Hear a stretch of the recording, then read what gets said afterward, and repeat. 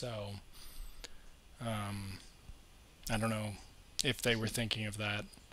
Well, actually, speaking of H2O, when Tommy Lee Wallace turned down the script for this movie, or maybe before, he suggested a plot line of Laurie going away to college and picking up a few years later, and Michael Myers showing up at a private school, and that's pretty much what H2O was.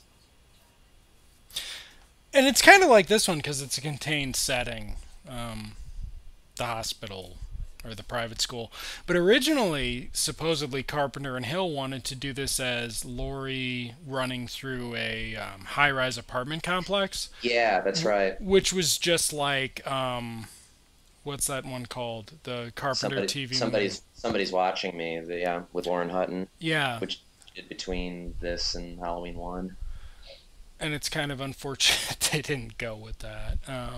Although, when I read that too, I realized that's probably why the hospital is so empty, because it might have been written as a high rise first with not as many people.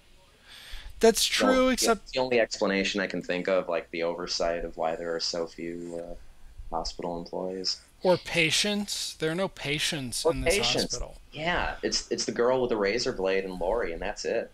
On Um, this, Presumably, if it were Lori being chased through a apartment building, it would be her for most of it, which would have been different. preferable. Yeah.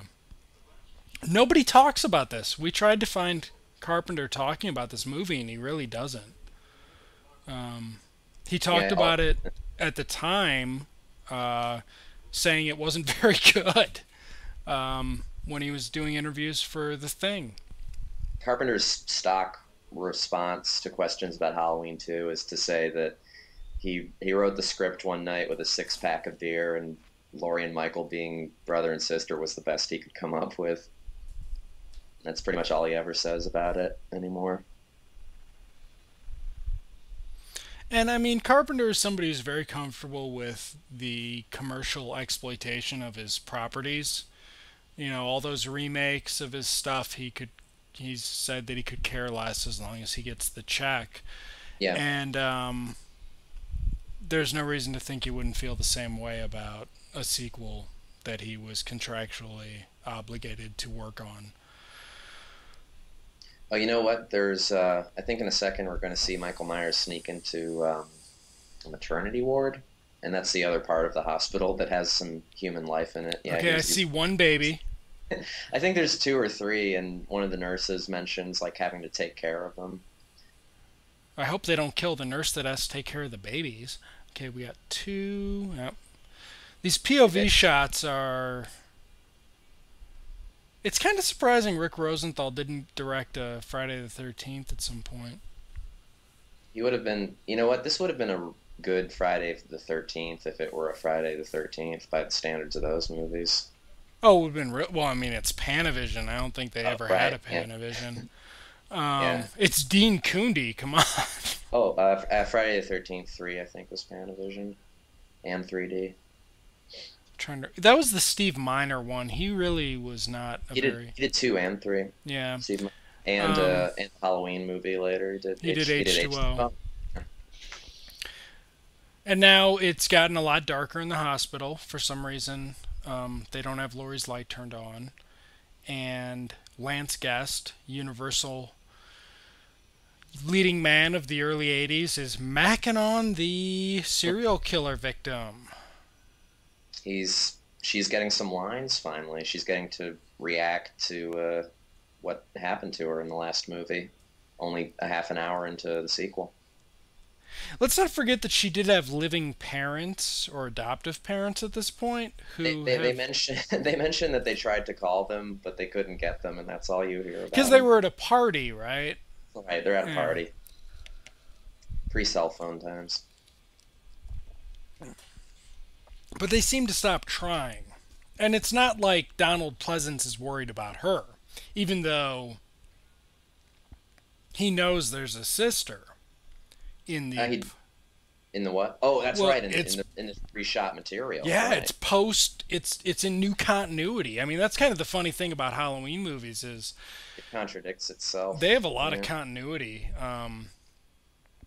in a way that You didn't Yeah. really get a lot of. I mean, Friday the 13th were a little bit looser from what I've seen, and I don't know about Nightmare on Elm Streets, but Friday the 13th or Halloween was very heavy into the whole continuity thing. Yeah, they were so into continuity that the third movie didn't have anything to do with the first two.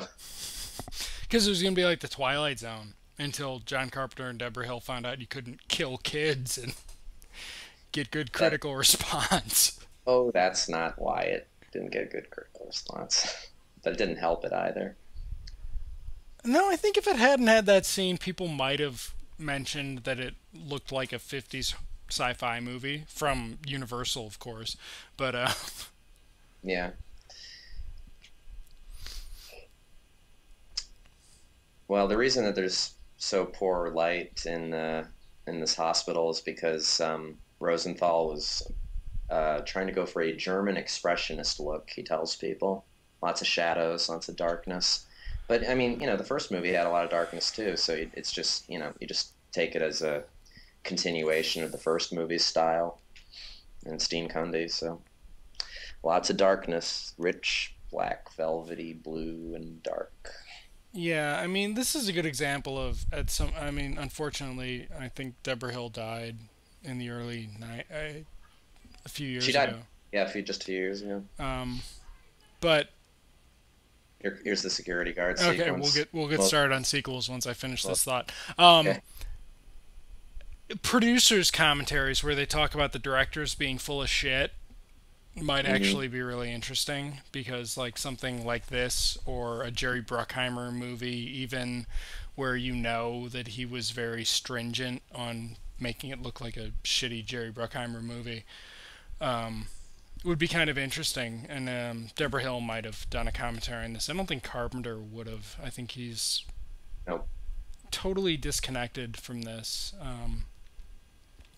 So speaking of sequels, as we go through the long, well lit sequence, I mean, this is a very well lit sequence. Look at those. Um, look at the bricks on the wall. I mean, Dean Cundey is an amazing cinematographer, and Yep. this is much better than Rick Rosenthal deserves.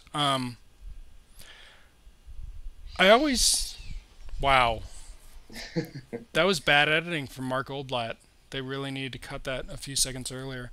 Um, I always sort of saw this one, maybe just because of the period I saw it in, as sort of comparable to Jaws 2 and Rocky 2. Because if you think of those these three franchises in the early 80s, they were the only active franchises in a way. I mean, Halloween or Friday the 13th wasn't a respectable franchise, but Halloween, it was incredibly well regarded. I mean, Siskel and Ebert did a special show on it, how good it was versus all the crap. And Jaws and Rocky, and then it's like by the third one, no one Yeah, thought and by about the third those one, anymore. nobody cares by the third. So it's like, and this one also is going to have somebody from Jaws 2 in it in a little bit, and then just the whole concept of becoming a teen movie, because that's who your audience turned out to be for the first one. Jaws 2 was a teen movie. This is a teen movie, even though the Rocky, first. a teen movie. No, Rocky 2 probably isn't a teen movie. I've only seen it once, and I think I've only seen all of those once. But continuing that thought, Yeah. originally Halloween H2O was supposed to be somewhat postmodern in that they were going to reference the movies 4, 5, and 6 as being fictional representations of Jamie Lee Curtis's life or something.